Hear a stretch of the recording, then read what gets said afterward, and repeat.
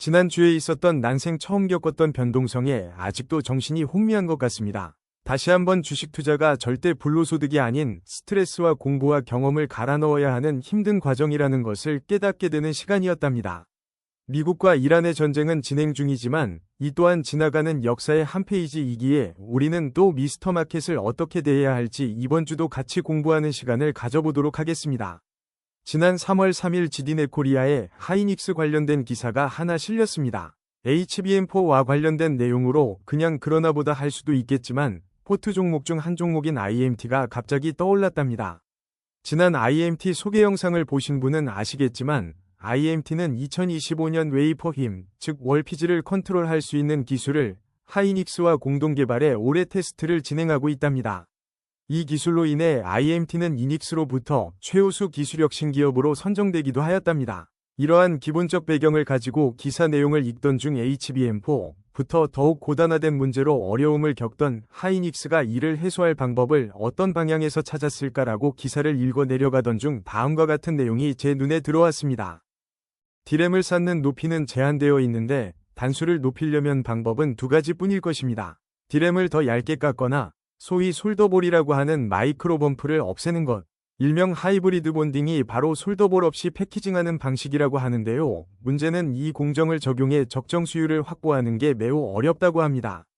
논점은 하이브리드 본딩이 아니기에 우리와 연관이 있다고 생각하는 신인 공정으로 돌아와 보겠습니다. 제가 착안한 포인트는 두 가지입니다. 얇아질수록 잘 휠 텐데 조금이라도 휘어져 있으면 MUF 주입에서 불량이 많이 발생할 텐데 라는 것이었답니다. 어떠신가요? 제 생각이 너무 주주편향적인 것일까요? 아니면 그래도 어느 정도의 가능성이 있는 내용으로 보시는지요? GD넷 기사 내용 중에서 SK 하이닉스가 대대적인 공정 전환 없이 D램 간격을 안정적인 수율로 줄일 수 있는 새로운 패키징 기술을 고안했다. 고 자신감을 보인 배경에는 칩이 휘는 현상을 물리적으로 제어해주는 IMT의 워피지 제어 장비, 도입 및 수율 안정화가 큰 몫을 하고 있을 가능성이 매우 높다고 저는 희망의 생각을 가져봅니다. 물론 저의 희망사항이기에 실제와는 완전히 다를 수 있다는 점은 꼭 여러분들께서 인지해 주셨으면 합니다. 나중에 봤더니 전혀 아닌데 이게 뭐냐고 저를 비판하셔도 저는 아무 드릴 말씀이 없답니다. 개인 투자자는 결국 시장의 정보에서 뒤처질 수밖에 없기에 때로는 이런 나름의 논리에 기반한 접근이 필요한 부분이라도 저는 생각한답니다. 여기까지가 제가 생각해본 IMT의 워피지 기술 관련 내용이었고요. 여기에 더해 유튜브 게시글에 구독자 한 분이 PSK홀딩스를 언급하셔서 추가로 생각한 부분도 말씀드려 보겠습니다. 앞서 말씀드렸다시피 D램 간격이 줄어들면 기본적으로 습식 세정은 한계가 있을 수밖에 없습니다. 그 이유는 상식의 영역이기에 굳이 설명드리지 않겠습니다. 우리가 주목할 포인트는 IMT의 건식 세정 기술이 마이크론에는 현재 납품까지 되고 있다는데 하이닉스나 삼성에는 납품될 가능성이 없을까에 대한 것이랍니다. 건식 세정에 있어 가장 앞서 있는 회사는 PSK홀딩스가 가지고 있는 플라즈마 세정 장비 일명 디스컴 장비입니다. 이 기술이 매우 우수하다고 시장에선 알려져 있기에 그간 저는 IMT의 가능성을 크게 보지 않았답니다. 마이크론으로의 확대는 가능하겠지만 국내 반도체 회사로의 확대는 시간이 걸릴 것으로 생각했답니다. 그런데 구독자분께서 질문을 주셔서 다시 한번 IR 자료를 살펴보니 제가 놓치고 있었던 한 가지 사항이 눈에 들어왔습니다. IMT가 CO2 세정 기술란에 빨간색 글씨로 쓴 HBM용 서브스트레이트와 H사라는 내용입니다.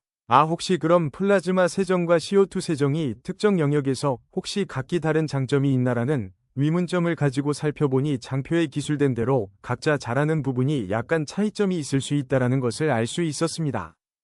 그래서 서브스트레이트라는 것을 특정했을 수도 있겠구나란 희망적인 생각으로 사고의 확장을 해보면 PSK홀딩스 디스컴 장비와 듀얼 벤더로서의 가능성, 더 완벽한 세정을 위해 상호 보완적 의미로의 채택 가능성 모두가 열려있을 수 있다는 결론에 이르게 되었답니다. 물론 이 부분도 주주 편향적인 지나친 낙관이 낳은 허무맹랑한 접근일 수 있다는 점 꼭 인지해 주시길 부탁드립니다.